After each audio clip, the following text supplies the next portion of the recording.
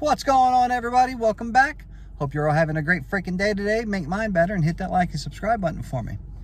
All right, guys, I had a question asked to me. It said, besides robbing the bank, what is the stupidest thing you've ever done to get arrested for? Easy. Easiest answer I've ever had in my life. As you all know, I didn't used to be this rainbow of sunshine that I am now. I used to be an asshole. I used to be ignorant, is the best way I can put it. You know, I used to drink, used to do drugs, used to do all that kind of stuff. But when I would drink, I thought it was right to fight. I used to love to fight. And, you know, now I'm too old to fight. I don't want to. I don't want to do it. You know, just leave me alone. I'll leave you alone. But I used to love to fight. And the one that sticks out is me and a girl I was with for about 5 years. You know, we split up. I didn't want to be with her. I didn't have anything for her, you know, but I wanted things to end my way. And it kind of did and kind of didn't. Either way, that's a whole nother story. But her name was Sarah. And I remember I was at Jillian's in Covington, Kentucky. There's a big nightclub. I used to be a manager there. And I was off work, and matter of fact, it was my off day.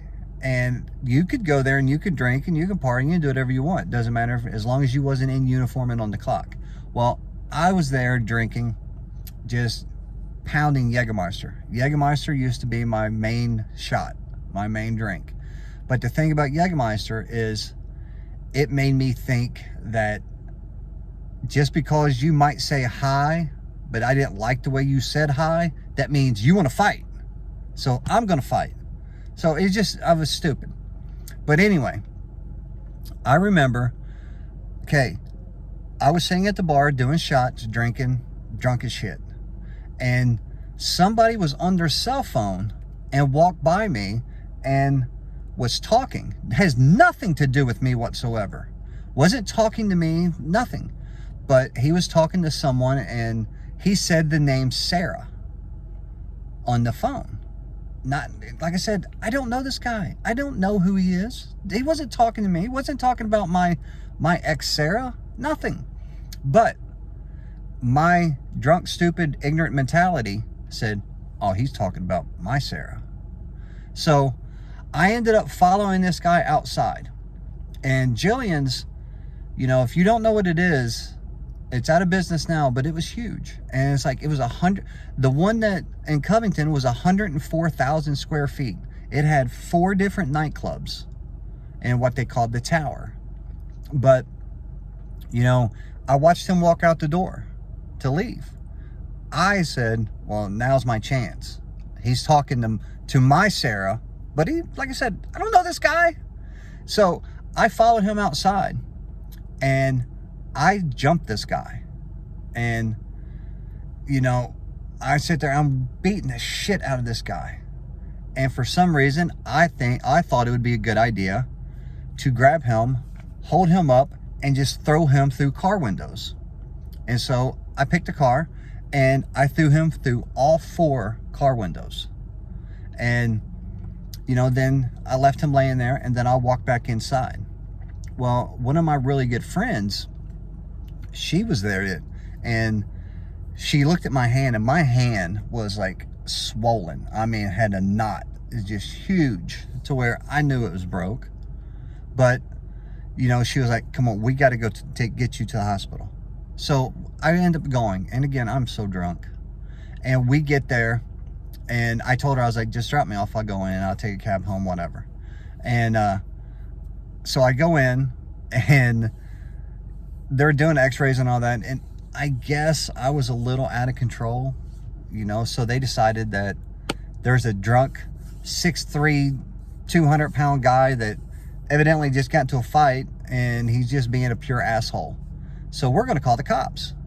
So the cops get there and they're asking me questions and everything else. And I decide to jump up in the cop's face and say, fuck you, fucking book me then. Well, he booked me. You know, he booked me. I went to jail.